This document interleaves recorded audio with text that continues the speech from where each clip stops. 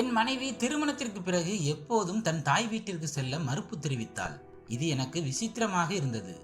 ஆனால் ஒரு நாள் நான் அவளை கட்டாயமாக அவளது தாய் வீட்டிற்கு அழைத்து சென்றபோது அவளது முகம் வெளறி போனது. ஆனாலும் எனக்காக அவள் எந்த காரணமும் சொல்லாமல் என்னுடன் வந்தாள். அவளை அவள் தாய் வீட்டில் விட்டுவிட்டு நான் என் வீட்டிற்கு திரும்பிய பின்பு இரவு தூங்கும்போது என் மனைவி அழுது கொண்டிருக்கும் ஒரு கனவு கண்டேன். அதன் காரணத்தை நினைத்தால் மிகவும் கொடூரமாக இருந்தது. இதனால் என் மனம் பதறியது. நான் உடனே அவளது தாய் வீட்டிற்கு வெறும் காலில் ஓடியே சென்றேன். ஆனால் வீட்டின் கதவில் பூட்டு தொங்கிக் கொண்டிருந்தது. நான் எதுவும் புரியாமல் கவலையோடு திரும்பி செல்ல ஆரம்பித்த போது வீட்டின் உள்ளே இருந்து ஒரு விசித்திரமான முனங்கல் சத்தம் கேட்டது. அந்த சத்தத்தை கேட்டு நான் சுவரில் ஏறி வீட்டிற்குள் குதித்த போது அங்கிருந்த காட்சியை பார்த்து நான் அதிர்ச்சி அடைந்தேன். இன்றும் அதை பற்றி நினைத்தால் என் தலையே வெடித்துவிடும். என் மனைவி 4 அண்ணன்களுக்கு ஒரே செல்ல தங்கையாக இருந்தாள். ஆனால் அவர்கள் செல்வந்தர்களாக இருந்த போதிலும் அவர்கள் தங்கள் சகோதரிக்காக என்னை தேர்ந்தெடுத்தார்கள். அவள் மூத்த அண்ணன் அமரே என்னிடம் வந்து தன் சகோதரி காவியாவை எனக்கு திருமணம் செய்து கொடுக்க விரும்புவதாக கூறிய போது என்னால் என் காதுகளையே நம்ப முடியவில்லை. காவியா அவர்களின் ஒரே தங்கை. அவளை அவர்கள் மிகவும் செல்லமாக வளர்த்தார்கள். இப்போது ஏன் அவர்கள் தங்கள் அருமை சகோதரியை எனக்கு திருமணம் செய்து கொடுக்க விரும்பினார்கள்? என்னிடம் அப்படி எந்த சிறப்பும் இல்லை. நான் கருப்பு நிறத்தில் ஏறக்குறைய 35 வயதுடைய வாலிபன். என் தலையில் குறைவான முடிகளே இருந்தன. நான் எனக்கான செலவையை மிகவும் சிரமப்பட்டுதான் சமாளித்து வந்தேன். அப்பகுதியில் எனக்கு ஒரு சிறிய மளிகை கடை இருந்தது. எனக்கு எந்த நெருங்கிய உறவினர்களும் இல்லை. யாரும் எனக்கு பெண் கொடுக்க தயாராகவும் இல்லை. பலரிடம் நான் திருமணத்தை பற்றி பேசினேன். ஆனால் அவர்கள், இவன் தனியாள், இவனுக்கு முன்பின் யாரும் இல்லை, ஒரு சிறிய ஒற்றையறை வீட்டில் இருக்கிறான், ஒரு சிறிய மளிகை கடை வைத்திருக்கிறான், இவனால் எங்கள் மகளின் அடிப்படை தேவைகளை கூட சரியாக பூர்த்தி செய்ய முடியாது, அவளுடைய ஆசைகளை எப்படி நிறைவேற்றுவான் என்று சொன்னார்கள். என் கருப்பு நிறத்தையும் தலைமுடியையும் பார்த்து சாதாரணமாக இருக்கும் பெண்கள் கூட என்னை புறக்கணித்தார்கள். ஆனால் அமரின் சகோதரி மற்றும் அவர்களின் குடும்பம் அப்பகுதியில் பணக்காரராகவும் கௌரவமாகவும் இருப்பவர்கள். காவியாவை நான் ஒருபோதும் பார்த்ததில்லை. ஏனென்றால் அவள் எப்போதும் தன் முகத்தை சால்வையால் நன்கு மூடிக்கொண்டுதான் வருவாள். மேலும் அமரின் சகோதரியை பார்த்து பேசக்கூட அப்பகுதியில் எந்த வாலிபனுக்கும் துணிவு இல்லை. ஏனென்றால் அவளுடைய 4 அண்ணன்களும் மிகவும் வலிமையானவர்கள் மற்றும் அச்சமற்றவர்கள். ஊர் முழுவதும் அவர்களின் ஆதிக்கம் இருந்தது. மக்கள் அனைவரும் அவர்களை பார்த்து பயந்தார்கள். அவள் அமரின் சகோதரி என்று அனைவருக்கும் தெரியும். அதனால் எனக்கும் அவளை நிமிர்ந்து பார்க்க கூட ஒருபோதும் தைரியம் வந்ததில்லை. உண்மையில் அவர்களுக்கான மளிகை பொருட்கள் என்னுடைய மளிகை கடையில் இருந்துதான் சென்றன. நான் தான் அந்த பொருட்களை அவர்களின் வீட்டிற்கு எடுத்து சென்றேன். ஆனாலும் கூட வீட்டிற்கு உள்ளே செல்ல எனக்கு ஒருபோதும் அனுமதி கிடைத்ததில்லை. இந்த வழக்கம் பல வருடங்களாக தொடர்ந்தது. ஆனால் தன் தங்கையின் திருமணத்திற்காக அமரே அவர் வாயால் என்னிடம் கேட்பார் என்று நான் எதிர்பார்க்கவே இல்லை. நான் ஆச்சரியத்துடன் அமரின் முகத்தை பார்த்து, ஐயா, நீங்கள் என்ன சொன்னீர்கள் என்றேன். அவர், நான் என் சகோதரி காவியாவை உனக்கு திருமணம் செய்து கொடுக்க விரும்புகிறேன் என்றார். நான் தயக்கம் கூடிய பயத்துடன், குடிசையில் வாழும் நான் எங்கே, மாளிகையில் வாழும் உங்கள் சகோதரி எங்கே? நான் உங்கள் தங்கையை திருமணம் செய்து கொள்ள தகுதியானவன் என்று என்னையே நான் நினைக்கவில்லை என்றேன். அதற்கு அமர், இதில் எங்கள் குடும்பம் மற்றும் எங்கள் சகோதரியின் சம்மதம் உள்ளது. நீங்கள் வெள்ளிக்கிழமை மதியம் சில சாட்சிகளையும் புரோகிதரையும் அழைத்து வாருங்கள் என்றார். இதை கேட்ட நான் அதிர்ச்சி அடைந்தேன். நான் கேட்டது உண்மையா என்று என்னால் இன்னும் நம்ப முடியவில்லை. இப்படிப்பட்ட உறவுகளும் இருக்கிறார்களா? இப்படிப்பட்ட திருமணங்களும் நடக்குமா என்று யோசித்தேன். ஆனால் ஏற்பாடு எல்லாம் வேகமாக நடந்தபோது அவர்கள் எங்கள் உறவை முடிவு செய்யவில்லை. மாறாக எனக்கு ஒரு உத்தரவு போட்டது போல் இருந்தது. ஆனால் அவர்கள் தன் ஒரே தங்கையை எனக்கு திருமணம் செய்து வைத்ததற்கான காரணம் பின்னால் தான் எனக்கு தெரிய வந்தது. அன்று நான் என் வீட்டிற்கு திரும்பி வந்தேன். ஆனால் அவர்களின் ஒரே செல்ல சகோதரியை என்னுடன் திருமணம் செய்து கொடுக்கும் அளவுக்கு அமரின் மனம் சரியாக இருந்ததா என்று எனக்கு புரியவில்லை. என்னை போன்ற ஏழையுடன் ஒரு ஏழை கூட தங்கள் மகளை திருமணம் செய்து கொடுக்க மாட்டார். அதனால் இது எனக்கு யோசிக்க வைக்கும் ஒரு ஆச்சரியமான விஷயமாக இருந்தது. நள்ளிரவு வரை நான் இதே குழப்பத்தில் யோசித்துக் கொண்டிருந்தேன். ஏன் அமர் தன் சகோதரியை என்னுடன் திருமணம் செய்து வைக்க விரும்புகிறார் என்று. பிறகு என் மனதில் ஒன்று தோன்றியது. ஒருவேளை அவள் அழகாக இல்லை, அல்லது அவளுக்கு நல்ல வரன் ஏதும் கிடைக்கவில்லை என்ற எண்ணம் வந்தது. ஆனாலும் ஒரு பெண் அழகாக இல்லாவிட்டாலும் அவளிடம் செல்வமும் 4 அண்ணன்களின் செல்வாக்கும் இருந்தால் அப்பெண்ணுக்கு நல்ல வரன்கள் எளிதில் கிடைக்கும். அப்படி இருக்கும்போது நான் ஏன் தேர்ந்தெடுக்கப்பட்டேன்? நான் எங்கள் பகுதியில் மிகவும் சாதாரணமான தோற்றம் கொண்ட வாலிபன். என்னை பார்த்தால் பெண்கள் தங்கள் முகத்தை திருப்பிக் கொள்வார்கள், கோபமாக பார்ப்பார்கள். முகத்தில் வெறுப்பு தெளிவாக தெரியும். இவ்வாறு தோற்றமளிக்கும் ஒருவருக்கு அமரின் தங்கைக்காக திருமண பேச்சை பேசியது என்னால் ஒருபோதும் நம்ப முடியவில்லை. இந்த உறவு எனக்கு ஒரு புதிராக இருந்தது. என் மனம் ஒருநிலையாக வேலை செய்யவில்லை. எப்படியும் அமரின் ஒரே செல்ல தங்கைக்கு நல்ல வரன்கள் வந்திருக்க வாய்ப்புள்ளது. அமரும் அவரது சகோதரர்களின் கௌரவத்தையும் கருத்தில் கொண்டு அனைவரும் அவர்களின் வீட்டில் உறவு வைத்துக் கொள்ள ஆர்வமாக இருப்பார்கள். பிறகு அவர்கள் ஏன் என்னை தேர்ந்தெடுத்தார்கள்? 2 நாட்கள் யோசித்த பிறகு அவரது சகோதரி பார்ப்பதற்கு அழகாக இருக்க மாட்டாள் போல என்ற முடிவுக்கு வந்தேன். இதனால் தான் அவள் எப்போதும் முகத்தை மூடிக்கொண்டு வருகிறாள். இதனால் அவளுக்கு நல்ல வரன் கிடைக்கவில்லை. அதனால் தான் என்னிடம் இதை பற்றி சொல்லி இருக்கிறார்கள். சரி, எதுவாக இருந்தாலும் என் வீட்டை கவனித்துக் கொள்ள எனக்கும் ஒரு மனைவி தேவைப்பட்டாள்.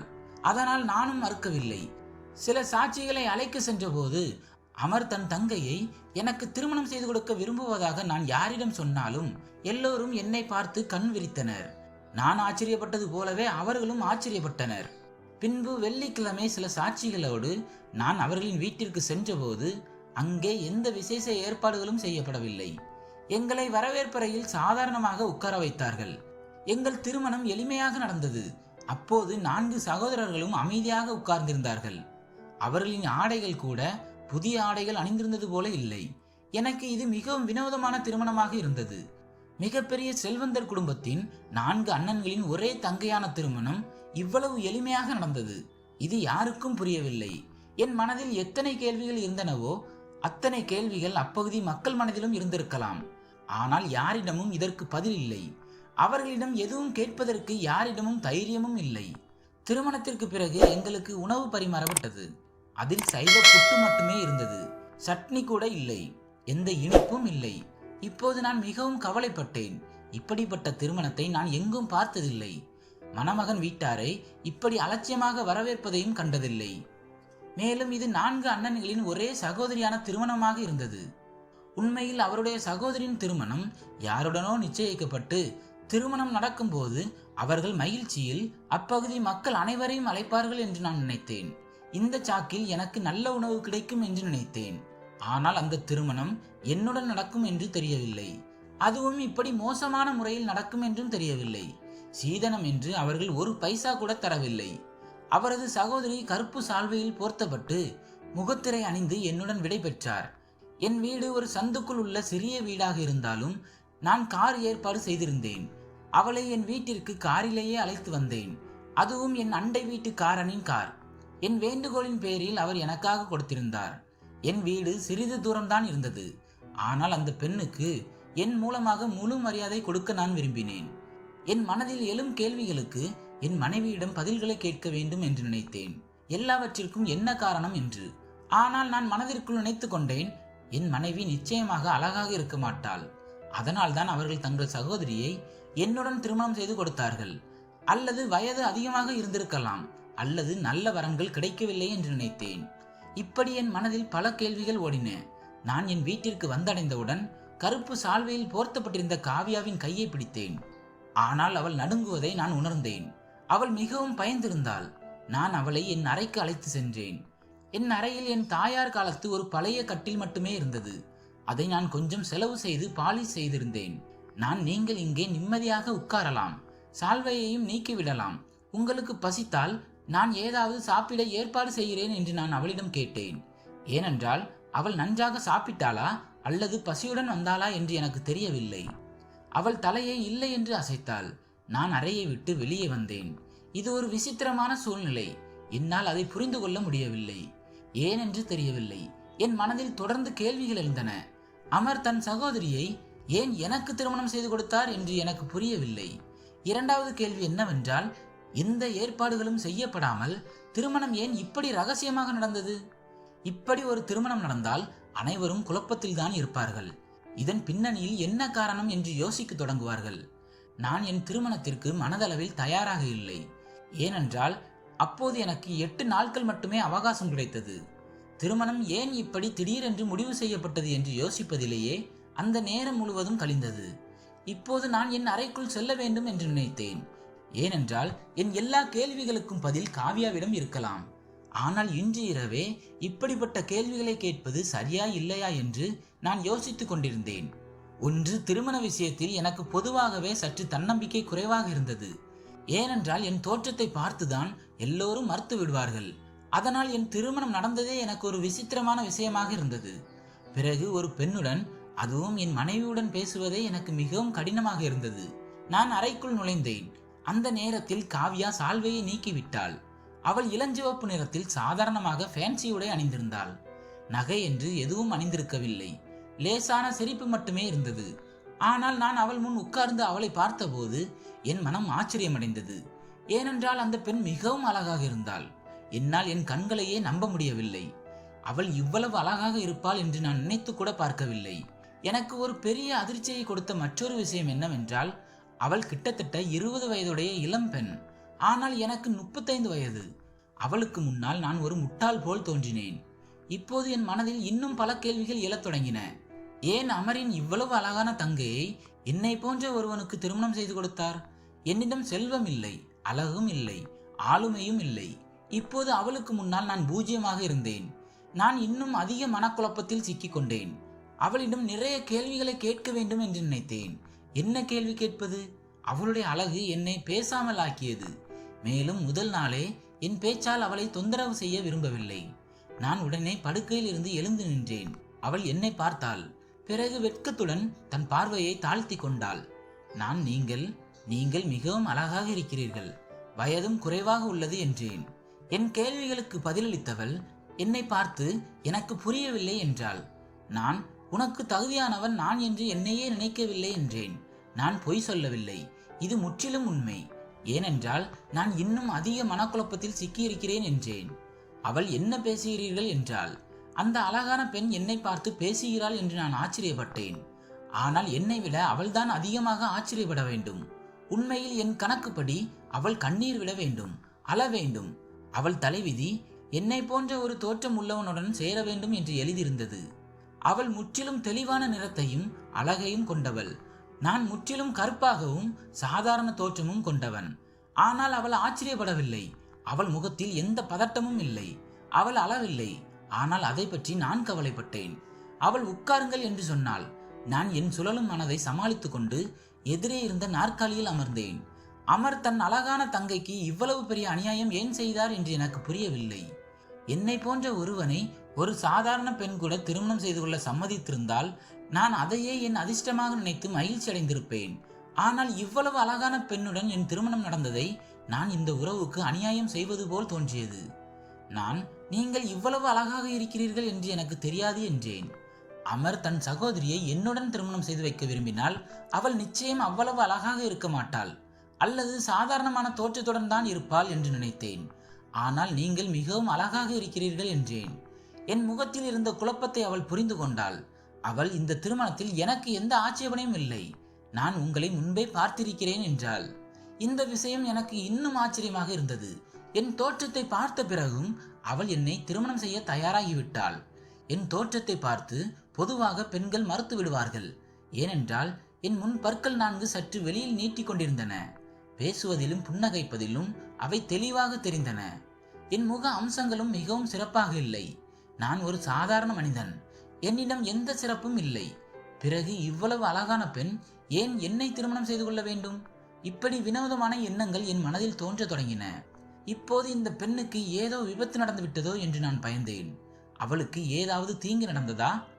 அதனால் தான் அவளது குடும்பத்தினர் என்னை தேர்ந்தெடுத்தார்களா? ஒருவேளை இதுதான் காரணமாக இருக்கலாம். ஏனென்றால் யாரும் தங்கள் இவ்வளவு அழகான தங்கையை சும்மா எந்த சாதாரண மனிதனிடமும் ஒப்படைக்க மாட்டார்கள். ஆனால் இதே கேள்வியை காவ்யாவிடம் கேட்க எனக்கு தயக்கமாக இருந்தது. நான் நாற்காலியில் அமர்ந்தே இருந்தேன். நான் உங்கள் அண்ணன்கள் ஏன் என்னை உங்களுக்கு திருமணம் செய்து கொடுத்தார்கள் என்று என்னால் புரிந்து கொள்ள முடியவில்லை என்றேன். அதற்கு அவள், ஏன் உங்களுக்கு இதில் ஏதேனும் ஆட்சேபனை இருந்ததா என்று கேட்டாள். அவள் பதிலளிப்பதற்கு பதிலாக என்னிடம் கேள்வி கேட்டாள். நான் ஆட்சேபனை தெரிவிக்கும் தகுதி எனக்கு எங்கே இருக்கிறது? ஆனால் எனக்கு எதுவும் புரியவில்லை என்றேன். அவள், உங்களுக்கு ஆட்சேபனை இருந்தால் நீங்கள் மறுத்திருக்கலாமே என்றாள். இதை சொல்லும்போது அவள் குரல் மிகவும் கடுமையாக இருந்தது. பிறகு அவள் நான் உங்களுக்கு பிடிக்கவில்லையா என்று கேட்டாள். இதை கேட்ட நான் இன்னும் அதிக ஆச்சரியமடைந்தேன். இந்த பெண் பைத்தியமாகி விட்டாளா என்று நான் நினைத்தேன். நான் அவளுக்கு தெரியவில்லையா? அவளால் சரியாக பார்க்க முடியுமா? அல்லது அவளது கண் பார்வை பலவீனமாக உள்ளதா? என் அசிங்கத்தை அவளால் பார்க்க முடியவில்லை. நான் நாற்காலியில் இருந்து எழுந்து அவள் அருகில் அமர்ந்தேன். அவள் பார்வையை தாழ்த்தி கொண்டே இருந்தாள். ஆனால் அவளிடம் என்ன பேசுவது என்று எனக்கு புரியவில்லை. நான் உங்கள் அண்ணன்கள் மிகவும் செல்வாக்கு மிக்கவர்கள் மற்றும் புத்திசாலிகள். அப்பகுதியில் அவர்களுக்கு நல்ல மதிப்பு உண்டு. நீங்கள் அவர்களின் ஒரே சகோதரி. நான் கேள்விப்பட்டவரை நீங்கள் மிகவும் செல்லமானவர். பிறகு ஏன் உங்கள் திருமணம் இவ்வளவு எளிமையாகவும் அதுவும் என்னுடன் எப்படி நடந்தது என்றேன். அதற்கு அவள், ஏன் என் திருமணம் உன்னுடன் நடந்தது என்று நீங்கள் மீண்டும் மீண்டும் ஏன் கேட்கிறீர்கள்? எப்போதும் என் முன்னால் உங்களை தாழ்த்தி பேசாதீர்கள். என் மனதில் உங்களுக்கு மிகுந்த மரியாதை உண்டு என்றாள். அவளுடைய வார்த்தைகள் எனக்கு இன்னும் குழப்பத்தை ஏற்படுத்தின. அவள் பேச்சு என்னை தொந்தரவு செய்து கொண்டிருந்தன. காவ்யாவிடமிருந்து உண்மையை அறிந்து கொள்வேன் என்று நான் நினைத்து கொண்டிருந்தேன். ஆனால் அவள் பேச்சால் நான் இன்னும் அதிக குழப்பத்தில் சிக்கினேன். ஏனென்றால் அவளுடைய வார்த்தைகள் என் கேள்விகளுக்கு பதிலளிப்பதற்கு பதிலாக என்னை இன்னும் குழப்பின. நான் இருந்தாலும் ஏதோ ஒரு காரணம் இருக்கும்.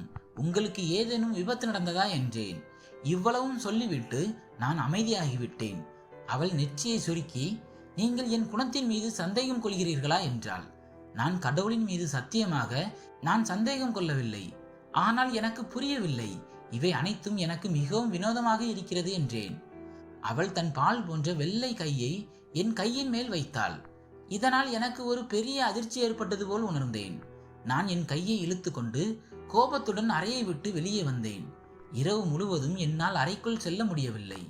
வெளியே முற்றத்தில் இருந்த பழைய கட்டிலில் படுத்து தூங்கினேன். ஏன் என்று தெரியவில்லை. இதெல்லாம் எனக்கு மிகவும் வினோதமாக இருந்தது. ஆனால் காலையில் கண் விழித்த போது சமையலறையில் வேலை செய்யும் சத்தம் கேட்டது. எங்கள் சமையலறை சிறியது, முற்றத்துடன் இணைக்கப்பட்டிருந்தது. நான் கண்களை திறந்து பார்த்தபோது காவ்யா காலை உணவு தயாரித்துக் கொண்டிருந்தாள்.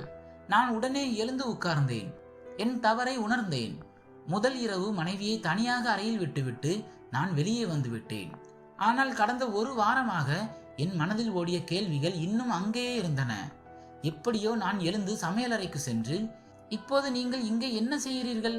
நான் சந்தையிலிருந்து காலை உணவு வாங்கி வருகிறேன். இது நன்றாக இல்லை. நேற்று இரவுதான் உங்கள் திருமணம் நடந்தது என்றேன். அவள், பரவாயில்லை, இன்னும் சில நாட்களில் நானும் தான் வேலை செய்ய வேண்டும். நான் இப்போது செய்தால் என்ன? நீங்கள் தேநீர் குடிப்பீர்களா என்றாள். அவள் உடனடியாக பேச்சை மாற்றினாள். இப்போது அந்த பெண்ணின் நடத்தையும் எனக்கு புரியவில்லை. நான் சரி போடுங்கள் என்றேன். அவள் என்னுடனே காலை உணவு சாப்பிட்டாள்.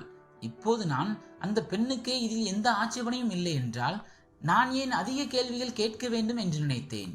அவள் மகிழ்ச்சியாக இருந்தால் சரிதான். நான் அவளை மனதார ஏற்றுக்கொள்ள வேண்டும். மேலும் என் அதிர்ஷ்டத்திற்காக நான் கடவுளுக்கு நன்றி சொல்ல வேண்டும்.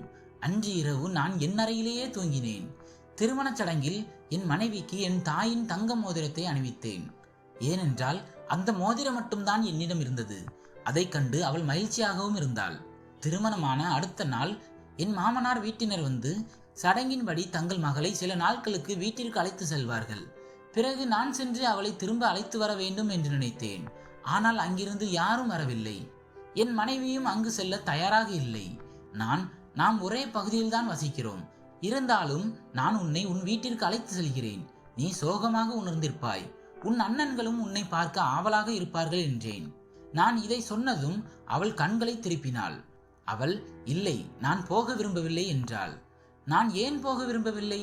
அது உன் தாய் வீடு. நான் ஏன் உன்னை உன் வீட்டிற்கு போக விடாமல் தடுக்க வேண்டும் என்றேன். அவள் மிகவும் பயந்தவள் போல் தெரிந்தாள்.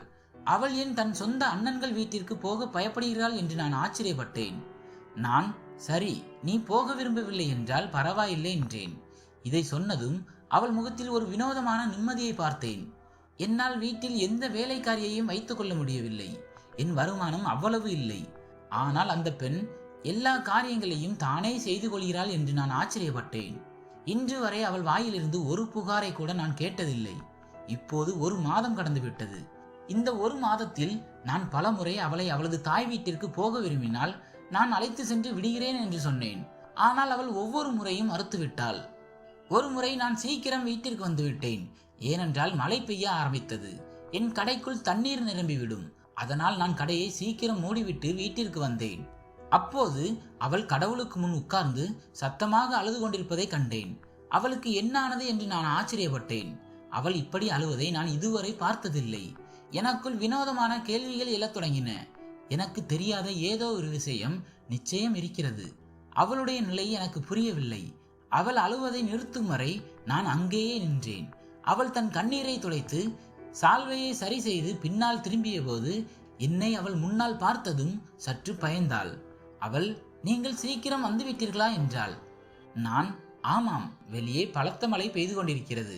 இப்படிப்பட்ட காலநிலையில் யாரும் சாமான்கள் வாங்க வரமாட்டார்கள் என்றேன். அவள், சரி, நான் உங்களுக்கு தேநீர் போட்டு தருகிறேன்.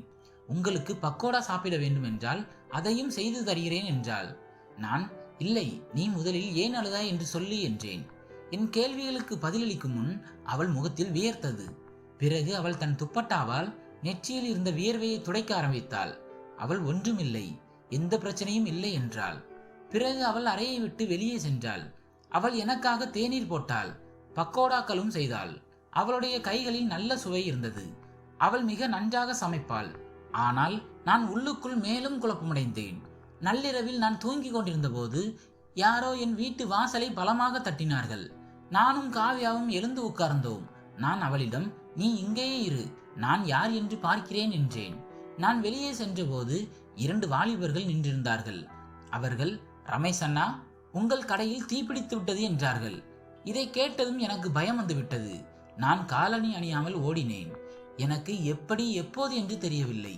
ஆனால் என் கடை உண்மையில் எரிந்து கொண்டிருந்தது. எனக்கு மிகப்பெரிய நஷ்டம் ஏற்பட்டது. எனக்கு இருந்தது சிறிய கடை, ஆனால் அது முழுமையாக எரிந்து சாம்பலாகிவிட்டது. நான் என் தலையை பிடித்து கொண்டு அழ ஆரம்பித்தேன். இப்படி எனக்கு நடக்கும் என்று நான் நினைத்து கூட பார்க்கவில்லை. கடையில் கிட்டத்தட்ட 4 லட்சம் ரூபாய் மதிப்புள்ள பொருட்கள் இருந்தன. அவை அனைத்தும் எரிந்து போய்விட்டன. இப்போது 2 நாட்களாக நான் கடைக்கு செல்லவில்லை.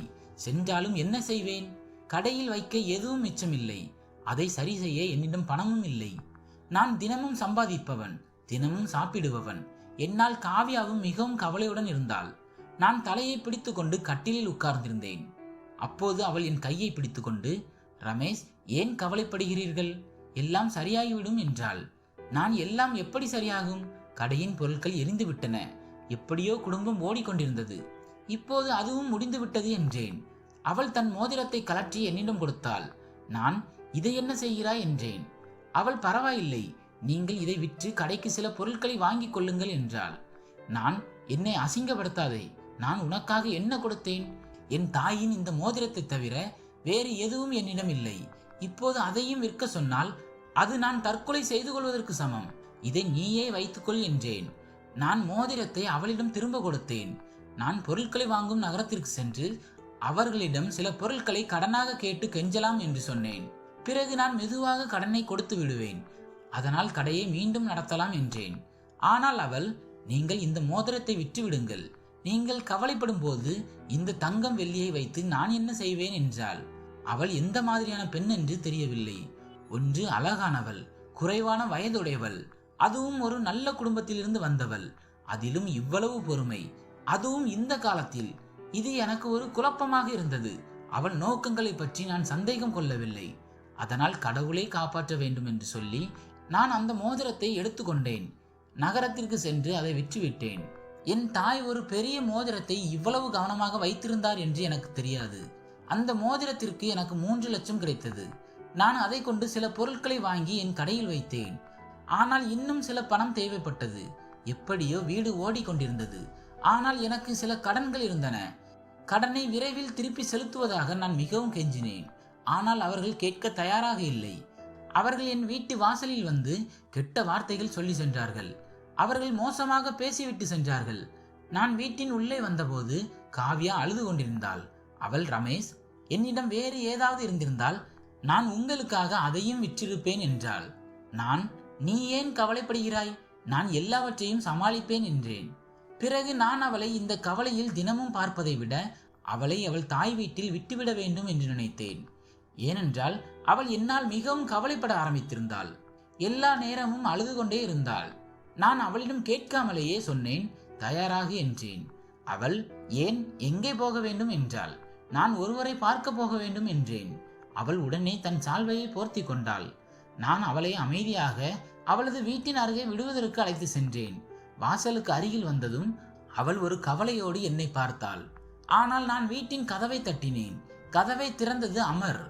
ஆனால் அவன் காவ்யாவை பார்த்ததும் அவனது நெற்றியில் கோடு விழுந்தது. அவன் என்னை பார்த்து ஒரு பக்கம் ஒதுங்கினான். அவன் உள்ளே வாருங்கள், ஏன் நீங்கள் இருவரும் வெளியே நிற்கிறீர்கள் என்றான். நாங்கள் இருவரும் உள்ளே சென்றோம். எனக்கு முன் ஒரு சாதாரண தண்ணீர் கிளாஸ் மட்டுமே வைக்கப்பட்டது. இதை பார்த்து காவ்யா எல்லோரையும் முறைத்து பார்த்தாள். நான் சாதாரண தண்ணீரை குடித்தேன். நான் உண்மையில் திருமணமாகி 2 மாதங்கள் ஆகிவிட்டன. நீங்கள் காவ்யாவை விட்டு பிரிந்து இருப்பீர்கள். அதனால்தான் நான் காவ்யாவை இங்கு விட்டு செல்ல வந்தேன். 2 நாள் கழித்து வந்து அழைத்து செல்கிறேன் என்றேன். ஆனால் அவர்கள் எந்த விதமான உற்சாகமும் காட்டவில்லை. எப்படியோ 10 நிமிடங்கள் மட்டுமே நான் அங்கிருந்தேன். யாரும் என்னிடம் தேநீர் வேண்டுமா என்று கூட கேட்கவில்லை. இனிப்பும் காட்டப்படவில்லை. பின்பு நான் என் வீட்டிற்கு திரும்பி வந்தேன். ஆனால் இரவு படுக்க சென்றபோது காவ்யாவின் அழுமுகம் என் கண்களுக்கு முன் வந்தது. ஏனென்று தெரியவில்லை. எப்படியோ நான் சுயநினைவுக்கு வந்து தூங்கிவிட்டேன். ஆனால் நான் ஒரு கனவு கண்டேன். அதில் அவள் அழுது கொண்டிருந்தாள். ரமேஷ், என்னை காப்பாற்றுங்கள், இவர்கள் என்னை கொன்று விடுவார்கள் என்றாள். நான் திடீரென்று எழுந்து உட்கார்ந்தேன். என் இதயம் வேகமாக துடித்தது. நான் உடனே எழுந்து செருப்பு அணிந்து என் சூடான சால்வையை போர்த்தி கொண்டு காவ்யாவின் வீட்டிற்கு சென்றேன். ஆனால் அங்கே பூட்டு தொங்கிக் கொண்டிருப்பதை பார்த்து நான் ஆச்சரியமடைந்தேன். இதுவரை ஒரு நாள் கூட அவர்களின் வீட்டில் பூட்டு தொங்கிக் கொண்டிருக்கவில்லை. ஓரிரு சகோதரர்கள் வீட்டில் இல்லாவிட்டாலும் மற்றவர்கள் நிச்சயம் இருப்பார்கள். அவர்களின் மனைவிகள் மற்றும் குழந்தைகள் இருப்பார்கள். ஆனால் இன்று எல்லோரும் காணாமல் போயிருந்தார்கள். அவர்கள் எங்கு சென்றார்கள் என்று எனக்கு தெரியவில்லை. காவ்யாவும் என்னிடம் எதுவும் சொல்லவில்லை. அவளிடம் போன் இருந்தது. அவள் எங்கே செல்கிறோம் என்று என்னிடம் போனில் சொல்லியிருக்க முடியும். ஆனால் எனக்கு எதுவும் தெரியவில்லை. நான் கவலையோடு திரும்பிய போது உள்ளே இருந்து யாரோ முணங்கும் மற்றும் அழும் சத்தம் மெதுவாக கேட்டது. இதை கேட்டதும் என் உயிர் போய்விட்டது. நான் அந்த உயரமான சுவர்களில் ஏறி பார்க்க முயற்சித்தேன். ஆனால் எதுவும் தெரியவில்லை. நான் எப்படியாவது உள்ளே சென்று பார்க்க வேண்டும் என்று நினைத்தேன். அங்கே ஒரு மரத்துண்டு இருந்தது. அது கதவுக்கு அருகில் சுவரில் சாய்ந்திருந்தது. அது மிகவும் உயரமாக இருந்தது. அதனால் நான் அந்த மரத்தின் உதவியுடன் மேலே ஏறினேன். சுவரை தாண்டி உள்ளே குதித்த போது என் முன்னால் இருந்த காட்சியை கண்டு நான் அதிர்ச்சி அடைந்தேன். அவர்கள் வீட்டின் முற்றம் மிக பெரியதாக இருந்தது. அதன் ஓரத்தில் சில காலியான இடங்கள் இருந்தன. அங்கே தளர்வான மண் இருந்தது. அங்கே ஒரு குழி தோண்டப்பட்டு கொண்டிருந்தது. காவ்யாவின் வாயும் கைகளும் பின்னால் கட்டப்பட்டிருந்தன. அவள் என்னை ஏக்கத்தோடு பார்த்தாள். அவளுடைய அண்ணன்கள் அவளை பிடித்து கொண்டு அவளை அந்த குழிக்குள் வீச தயாராக இருந்தார்கள். இதை பார்த்ததும் என் உணர்வு போனது. நான், அமர், நீங்கள் என்ன செய்கிறீர்கள் என்றேன். அவர்கள், உன்னையும் சேர்த்து கொன்று விடுவோம், இங்கிருந்து போய்விடு என்றார்கள். நான், உங்களுக்கு பாவமாக இல்லையா என்றேன். ஏன் என்று தெரியவில்லை. நான் திடீரென்று அங்கே வந்தபோது என் மனைவிக்கு இப்படிப்பட்ட அநியாயமும் கொடுமையும் நடப்பதை பார்த்து என் மனம் மிகவும் வேதனை அடைந்தது. நான், என் மனைவியை விட்டுவிடுங்கள், இல்லை என்றால் நான் கத்துவேன் என்றேன். ஒருவேளை என் மிரட்டலால் அவர்கள் சற்று பயந்தார்கள். அவர்கள் காவ்யாவை விட்டதும் காவ்யா ஓடி என்னிடம் வந்தாள். அவள் மிகவும் பயந்திருந்தாள். நான், நீங்கள் ஏன் இதையெல்லாம் செய்கிறீர்கள் என்று கேட்டேன். அவர்கள், இந்த துரதிர்ஷ்டசாலி பெண் எங்களிடம் சொத்தில் பங்கு கேட்கிறாள். மகள்களுக்கு எந்த பங்கும் இல்லை என்று நாங்கள் அவளிடம் முன்பே சொல்லி இருக்கிறோம். மகள்களுக்கு நாங்கள் ஒருபோதும் பரம்பரை சொத்தில் பங்கு கொடுப்பதில்லை. ஆனால் அவள் நீதிமன்றத்திற்கு சென்று தனது பங்கை நிச்சயம் எடுத்துக்கொள்வேன் என்று சொன்னாள். அவளுக்கு பங்கு கொடுக்காமல் இருக்கதான் நாங்கள் அவளை உன்னை போன்ற ஒருவனுக்கு திருமணம் செய்து வைத்தோம். இவளது கணவன் படித்தவனாக இருந்தால் அவன் இவளுக்கு துணையாக நின்று எங்களிடம் சொத்தில் பங்கை கேட்பான், நீதிமன்றத்திற்கும் செல்வான் என்று எங்களுக்கு தெரியும். ஆனால் நீ பலவீனமானவன், குறைவாக படித்தவன், மேலும் சாதாரணமான மனிதன் என்று எங்களுக்கு தெரியும். அதனால் நீ ஒருபோதும் எங்கள் முன் வந்து நிற்க மாட்டாய், ஒருபோதும் பங்கு கேட்க மாட்டாய் என்று சொல்லிக் கொண்டிருந்தார்கள். அவர்கள் சொன்னதை கேட்டதும் எனக்கு மிகவும் வருத்தமாக இருந்தது. நான் காவ்யாவின் வாயில் கட்டப்பட்டிருந்த துணியை அகற்றினேன். அவளது கைகளையும் அவிழ்த்து விட்டேன். நான் அவளுடைய கையை பிடித்து கொண்டு அவர்களிடம், கதவை திறங்கள், நான் வெளியே போக வேண்டும் என்றேன். அவர்களில் ஒரு சகோதரன் சுவரை தாண்டி குதித்து வெளியே சென்று பூட்டை திறந்தான். நான் காவ்யாவை என் வீட்டிற்கு திரும்ப அழைத்து வந்தேன். அவள் மிகவும் அழுது கொண்டிருந்தாள்.